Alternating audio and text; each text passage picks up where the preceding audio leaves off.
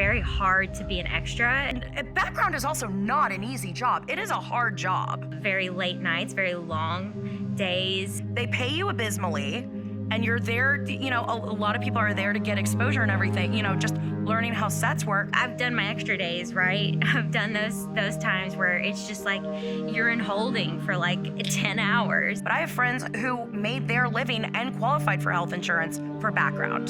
In the ways I was blessed, as being a background player, they say it's not easy to obtain the quota to make insurance. I was blessed in that regard. Hats off to them, because that shit's not easy. Like, it really is not. I always tend to say, especially as a background actor, we keep a film from looking like an apocalypse, right? I mean, we give it life. AI would destroy that magic. Because what happens, like with background, when we come onto the set, I know the world isn't about us, but we do fill in that universe. Unless the film is an apocalypse, that's what we provide.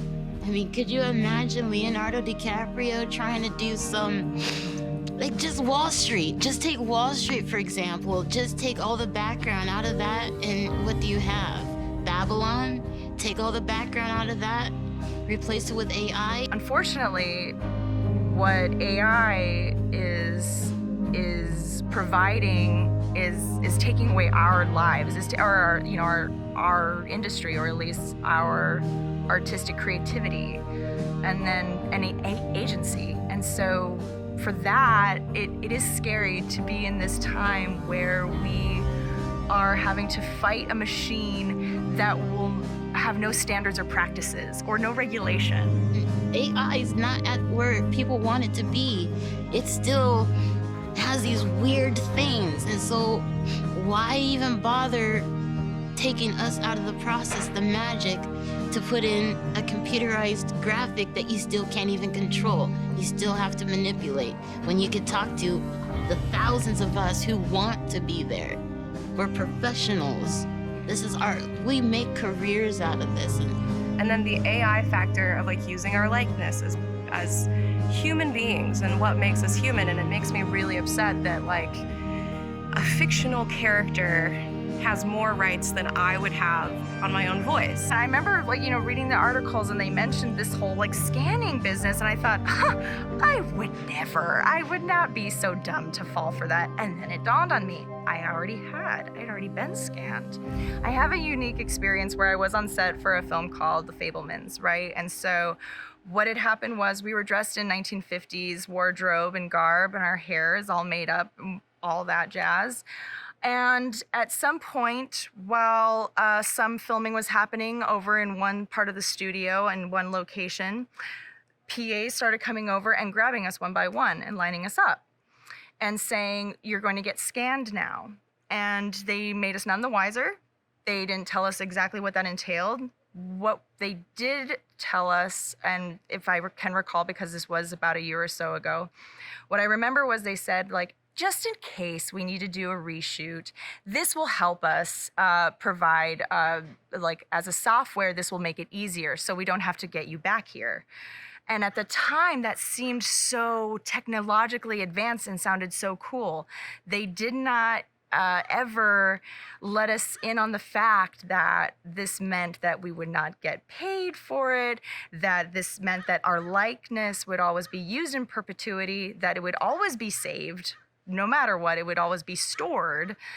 So they kept us very uninformed about what this actually meant.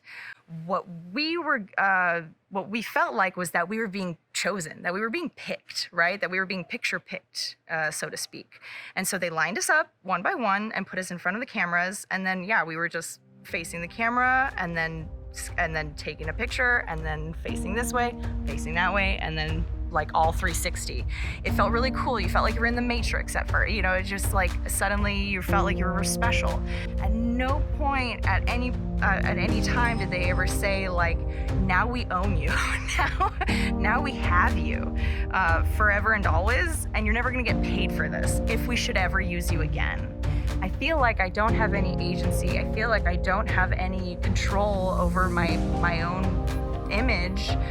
and I won't get paid for it. And I mean, and that in and of itself just hurts, because I mean, that's less money for me in already an industry that I'm exploited in, where I don't make enough, you know. And that's the thing, is that like, because of how abysmal the rates are for background. And it was an extreme hustle, because I don't have a car.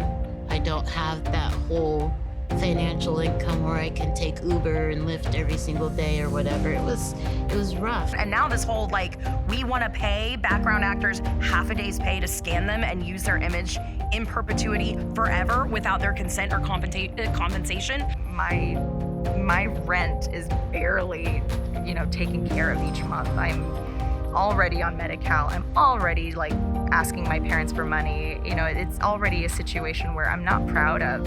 Like, they really just think we're cattle. But we chose this industry because we love it, and we are pursuing it because we want to be a part of it in some way or another. It is important to us, and we are all needed collectively. Like, we all offer facets to it in some aspect or another. We all matter. Even if we're on the bottom rung, it doesn't matter. It's you know, as background actors, we tend to be overlooked the most, but I think, you know, people tend to forget that we do provide life to the industry just as much as anyone else.